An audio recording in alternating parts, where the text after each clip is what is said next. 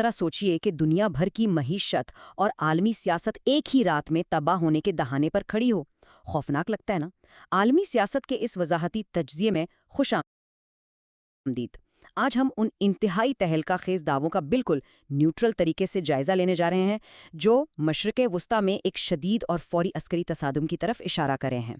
हाल ही में सामने आने वाली एक रिपोर्ट ने ऐसी मालूमात फराहम की हैं जो एक मैसिव आलमी बहरान की तस्वीर कशी करती हैं। तो चलिए इन दावों को स्टेप बाय स्टेप समझते हैं और देखते हैं कि इन रिपोर्ट्स के मुताबिक असल में पर्दे के पीछे क्या हो रहा है।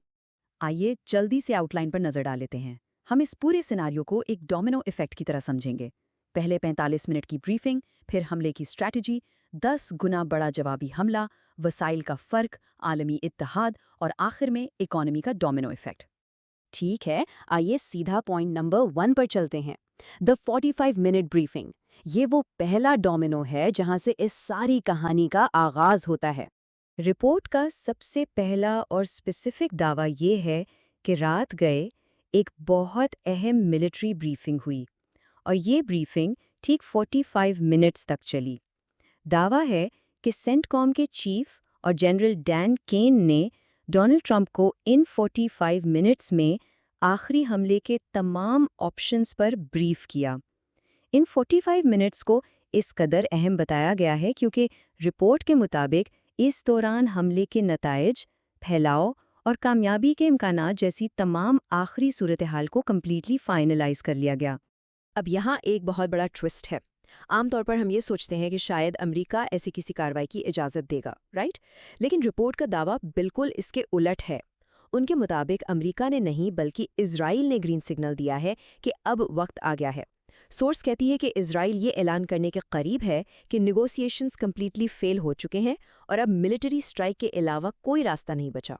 तो अब जब ग्रीन सिग्नल मिलने का दावा सामने आ चुका है तो दूसरा मरहला क्या होगा? Point number 2, claimed strategy and targets. Target बिल्कुल वाज़े बताया जा रहा है, ईरानियन एनर्जी फैसिलिटीज़। ज़राए दावा करते हैं कि अमेरिका और इजराइल को बाकायदा ये अथॉरिटी मिल चुकी है कि वो सीधा ईरान के तवानाई के इंफ्रास्ट्रक्चर को डिसेबल करें। यानी जैसे ही ये एनर्जी फैसिलिटीज़ निशाना बनेंगी, मकसद क्लियर होगा, ईरान के इंफ्रास्ट्रक्चर को ग्राउंड ज़ीरो पर लाना ताकि उनकी सलाहियतों को क्रिपल किया जा सके। यहाँ दोनों साइड्स के रवैयों को कंपेयर करना बहुत ज़रूरी है। एक तरफ तो अमेरिका और इजराइल फुल ऑफेंसिव यानी जारहाना मोड में रेडी हैं, प्लान्ड स्ट्राइक्स के साथ, और दूसरी तरफ ईरान का पोस्चर बिल्कुल अनकॉम्प्रोमाइजिंग और डिफेंसिव बताया गया है। दावा यह है कि ईरान के सुप्रीम लीडर खमेनी ने सख्ती से ऐलान कर दिया है कि अब न्यूक्लियर टॉक्स पर कोई बात नहीं होगी। साथ ही ईरान ने अपने एयर डिफेंस सिस्टम्स 24/7 एक्टिव कर दिए हैं।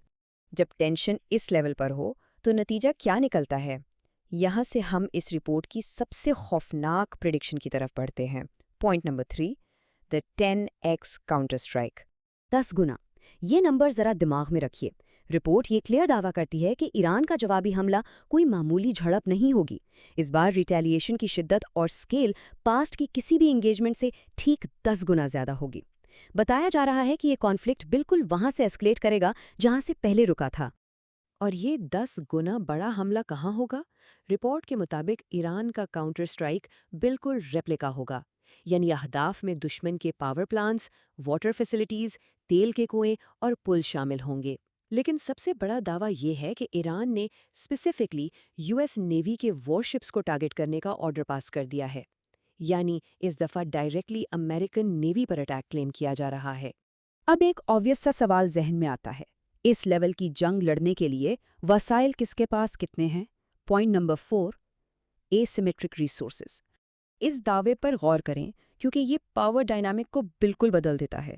रिपोर्ट में बताया गया है कि गुज़श्ता 15 से 25 दिन की डिले की वजह से इजराइल के मिसाइल डिफेंस सिस्टम्स लगभग डिप्लीट हो चुके हैं, यानी ख़त्म होने के करीब हैं।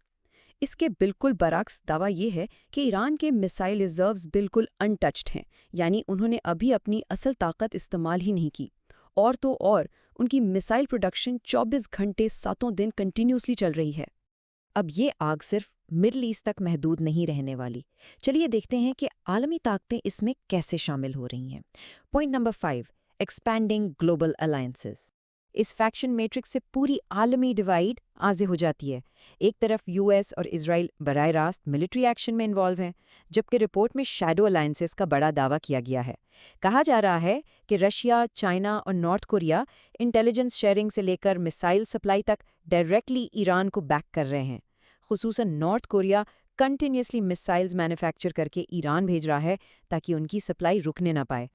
اور انٹیلیجنس شیئرنگ کی ایک حیران کن مثال یہ کلیم ہے کہ رشین انٹیلیجنس نے اس اٹیک کی پلاننگ کو انٹرسیپٹ کر لیا تھا۔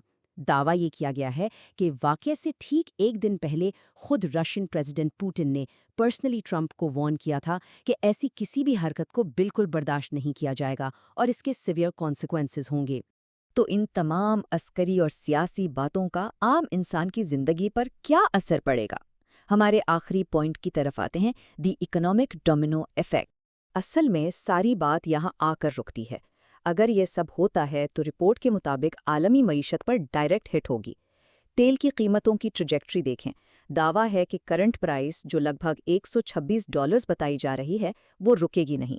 شارٹ ٹرم میں یہ $150 تک شوٹ کرے گی اور ورسٹ کیس سینیریو میں $200 فی بیرل۔